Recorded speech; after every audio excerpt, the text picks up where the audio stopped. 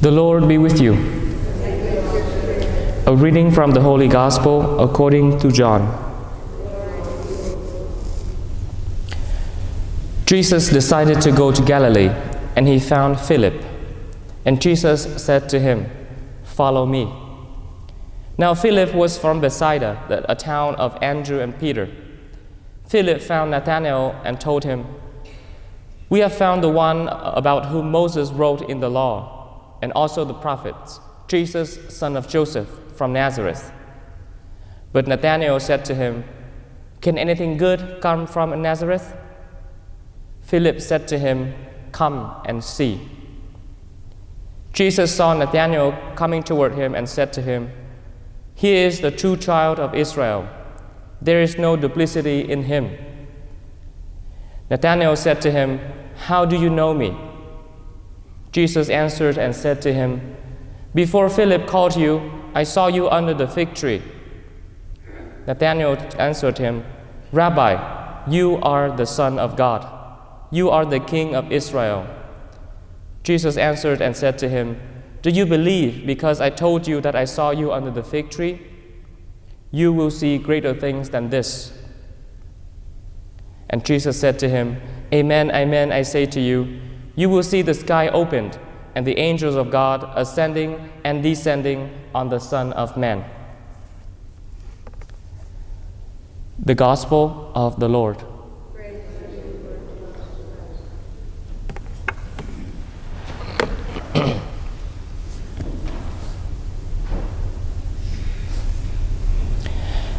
There was a story at the circus when one day the circus was on fire, and the owner of the circus asked everyone to go out to town and asked the town people to come and help put out the fire. So a clown from the circus also went out, and he used all his strength to yell and to signal to people on the street to come to the circus to help out. But the people saw the clown and they just looked at him and laughed, because they thought the clown was doing his regular funny tricks. And the more the clown tried and signaled and yelled for help, the more people laughed, and no one bothered to listen or to follow the clown to the burning circus to help.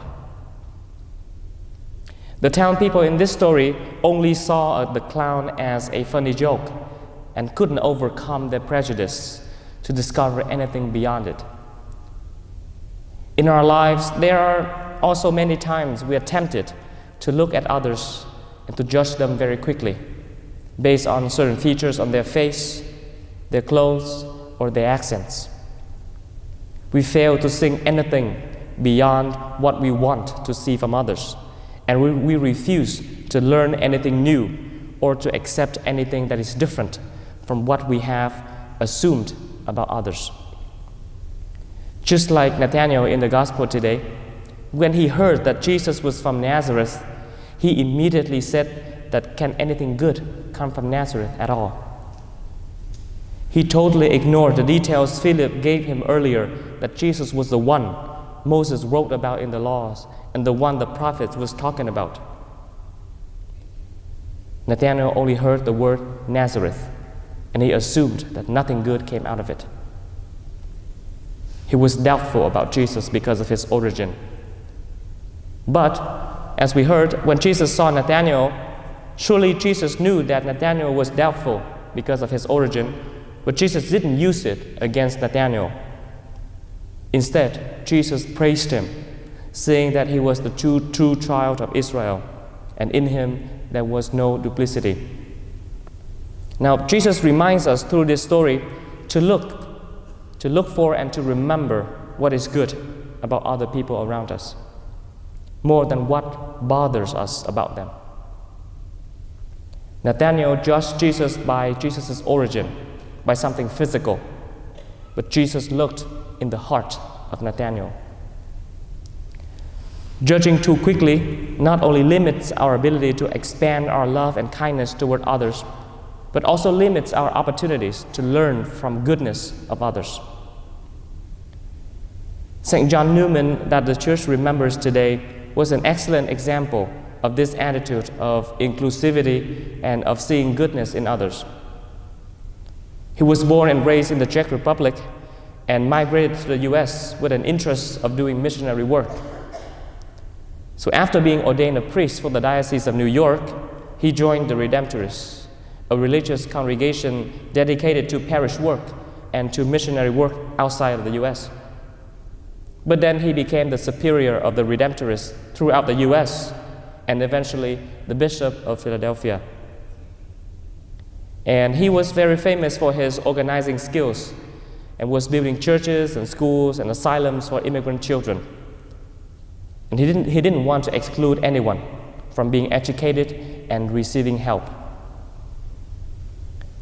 And the number of students of his diocesan school system, which was the first of its kind in the US at the time, increased about 20 times in just a few years.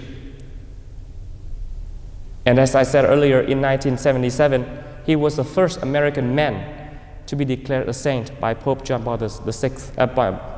Paul VI. So through the gospel today, and through the example of St. John Neumann, let us always see the goodness in others and to keep ourselves from the temptation of judging others too quickly and let prejudice prevent us from getting to know others. Just as Jesus looked at the hearts, not the origin, we are also invited to do the same thing. We treat others by what they have from the inside. May God, who has begun the good work in us, also bring it to fruitful completion. Amen.